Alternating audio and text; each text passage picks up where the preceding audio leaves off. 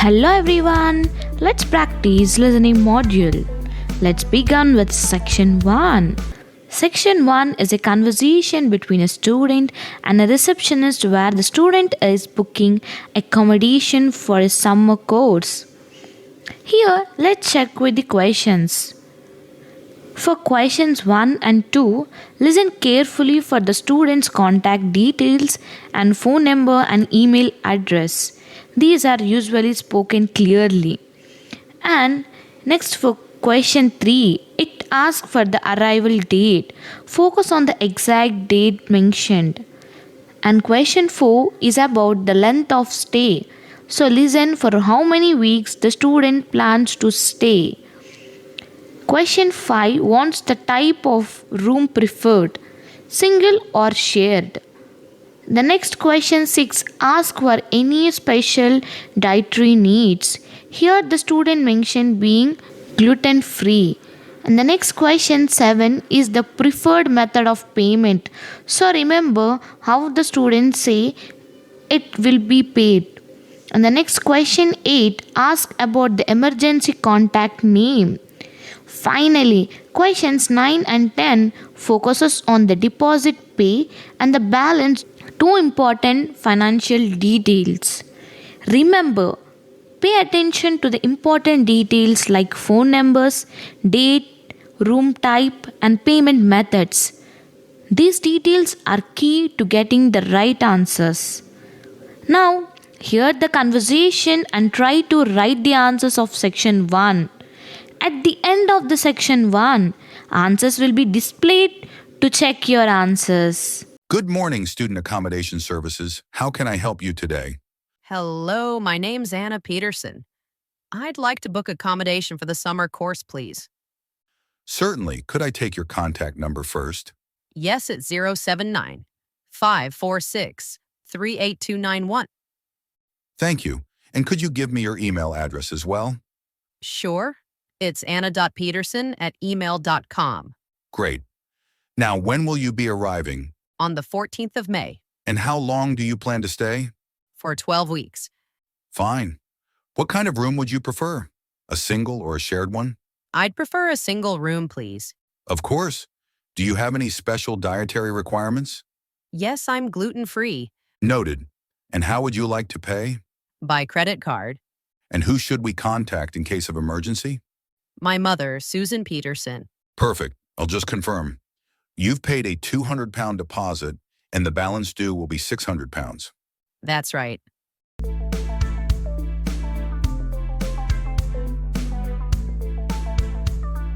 Let's start section 2.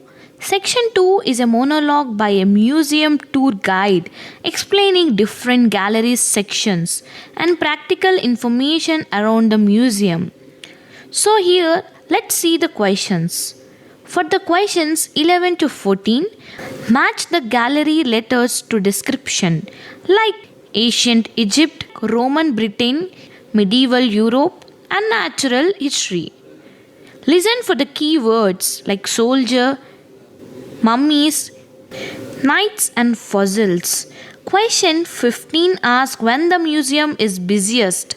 Listen for mention of weekends or weekdays. And the question 16 is about what the cave offers, whether it's just drinks or meals and snacks too. And the question 17 focuses on student discounts and what you need to show it to get them. And question 18 asks about the shop location in the museum. Question 19 concerns the number of languages available for audio guides. And question 20 asks how long the guided tour lasts. Now hear the monologue and try to write the answers of section 2. At the end of the section 2, answers will be displayed to check your answers. Good afternoon, everyone, and welcome to the City Museum.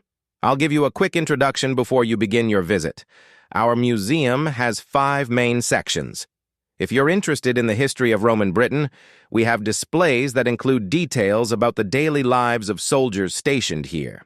That's in Gallery B. For those fascinated by ancient Egypt, you'll enjoy the exhibition of mummies, coffins, and other preserved objects. That's in Gallery A. In Gallery C, you'll find our medieval Europe display, including models of castles, suits of armor, and even a collection of knights' weapons. If you prefer natural history, head to Gallery D where you'll see fossils, skeletons, and rare animal specimens. Finally, in Gallery E, we have the Modern Science exhibition, which features robotics and virtual reality. Now, a few practical details. The museum is busiest on weekends, so please be patient if you visit then. The cafe serves meals and snacks, not just drinks, so it's a good place to stop if you need a break. Students can get discounts, but only if you show valid ID, so don't forget to bring it. The shop is near the main entrance, and audio guides are available in 7 languages. If you'd like a guided tour, they last about 1 hour.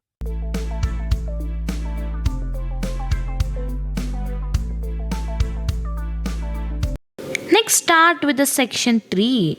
Section 3 is a conversation between two students organizing their project. Here, let's see the question types. Questions 21 to 26 ask who is responsible for specific tasks such as writing the introduction, collecting data, designing slides, and checking grammar, doing library research, and presenting the conclusion. Listen carefully to whom says they will do what. In questions 27 to 30, the focus shifts to specific project details like the research topic, how the survey will be distributed, the submission deadline, and the grade they hope to achieve. So now, here the conversation, try to answer the section 3. At the end of the section 3, answers will be displayed to check your. Okay, James, let's plan our research project. I'll write the introduction, if that's okay. Sure, I'll be responsible for collecting the survey data. Great. And you can also design the presentation slides. Fine. What about checking the grammar and spelling? I'll do that. Okay. And the library research? Let's both work on that together. Agreed. Then I'll present the conclusion during our presentation. Perfect. Now, our topic is the effect of sleep patterns on student performance. Right. For the survey, I'll distribute it through an online questionnaire. Excellent. And remember, we need to submit the project on Friday. Yes, and we're aiming for at least a distinction. Let's work hard and make sure we get it.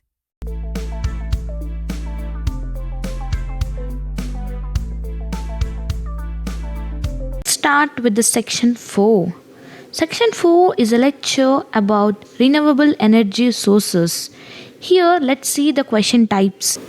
Questions 31 to 40 require you to complete notes about the lecture.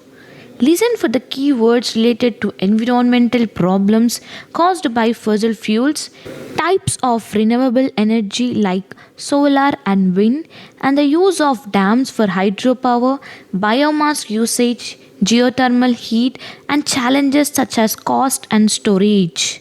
Also listen for how governments support renewable through subsidies and the speakers believe what future energy needed to be sustainable.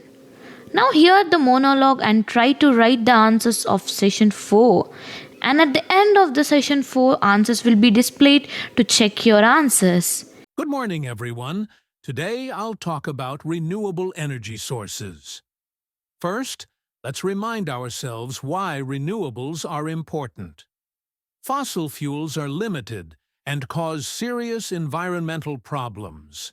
One major renewable source is solar power, which works best in regions with high sunlight. Another is wind energy, which depends on the strength of the wind. Hydropower generates electricity from rivers, but it requires building large dams. Biomass energy uses waste products from animals and plants to produce fuel. Geothermal energy, meanwhile, is created from the Earth's internal heat. Despite their advantages, renewables face challenges. One is the high initial cost of building facilities. Another issue is energy storage, since renewables don't always produce electricity at a constant rate.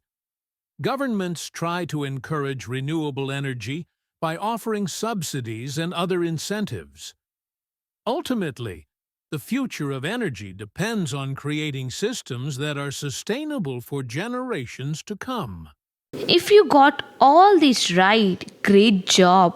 If not, don't worry. Listening practice will help you to improve.